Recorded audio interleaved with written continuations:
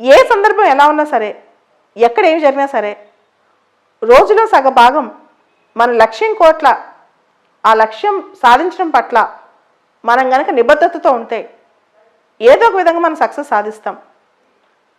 మన పక్కన కొండలు కూలినా, మన పక్కన సునామీలు వచ్చినా మనం నిశ్చలంగా ఉండాలి. మనం అనుకున్న దాని పట్ల ఏకాగ్రతతో ఉండాలి. అది లేకపోతే మళ్ళా ఆ ఎనర్జీ రీగెయిన్ చేసుకోవాలి. ఇప్పటి వరకు ఎవరైతే లాస్ట్ 3-4 మంత్స్ నుంచి డిస్టర్బ్ అయ్యారో, ఎక్కువగా ఫోకస్ చేయలేకపోయారో, కనీసం ఈరోజు నుంచి రీఓరియంట్ అవ్వండి, మళ్ళా రీఎనర్జైజ్ అవ్వండి. ఈరోజే మేల్కొందాం. మనం అనుకున్న లక్ష్యం పట్ల మళ్ళా రీఓరియంట్ అవుదాం. ఈరోజు నుంచి మన టైం టేబుల్ కొత్తగా వేసుకుందాం. ఈరోజు నుంచి మళ్ళా బిగిన్ చేద్దాం. మన స్టోరీ మనమే రాసుకుందాం.